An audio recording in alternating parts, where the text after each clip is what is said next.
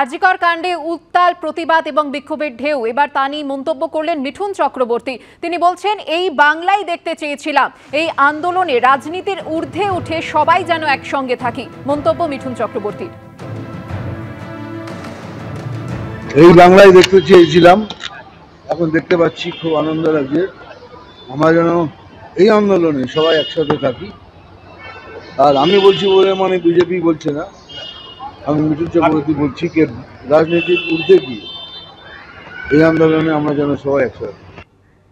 আরজিকর কাণ্ডে রাজপথে প্রতিবাদ, ফের রাত দখলে নাগরিক সমাজ। ধর্মতলায় ধর্নায় সামিল স্বস্তিকা, সোহিনী, দেবলীনারা।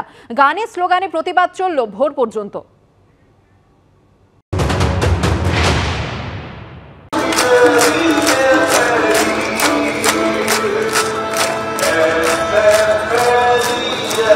প্রতিবাদ যে জোরালো হচ্ছে, রাত যত বাড়ছে সেই ছবিটা আরো বেশি করে স্পষ্ট হচ্ছে। চারটি দপ্তরে তারা তাদের দাবি রেখেছেন, কিন্তু এখনো পর্যন্ত তাদের কাছে কোনো রকম উত্তর আসেনি।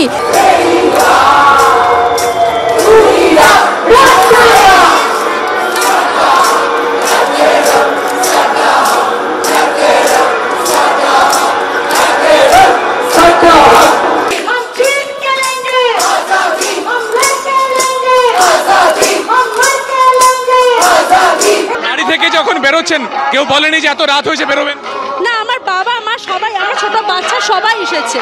আমরা তিলোত্তমা, আমরা আজকে রাতে রাত দখলে বেরিয়েছি, আমরা থাকবো যতক্ষণ আমাদের বিচার না পাচ্ছি, আমরা থাকবো। আর আজকে এই আন্দোলন শেষ হচ্ছে না, এই আন্দোলন চলবে, চলবে যতক্ষণ না আমরা জাস্টিস পাচ্ছি। এই আন্দোলন 14ই আগস্টের কথা আমাদের বারবার মনে করাবে, কিন্তু 14ই আগস্টের থেকেও যেন কোনো এক জায়গায় ছন্দ একটু আলাদা, একেবারে টাইম ফ্রেম বেঁধে দেওয়া হয়েছে।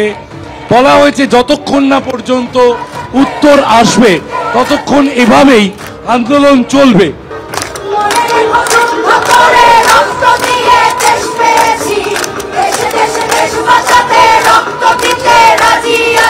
বিচারের আশা তো অনেকটাই করছি, কারণ সরকারটা তো আমাদেরই সরকার।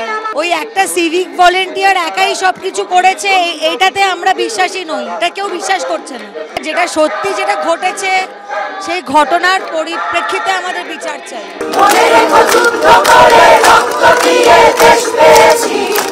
যদি না এখানে প্রপার দোষীরা শাস্তি পায়, আমরা কেউ সুরক্ষিতভাবে থাকতে পারবো না। কারণ আমাদের যারা মলেস্টার, যারা রেপিস্ট, যারা অ্যাবিউজার, তাদের কাছে এই বার্তা যাবে যে পশ্চিমবঙ্গ এই ধরনের লোকেদের জন্য একটা দারুণ বিচরণ ভূমি।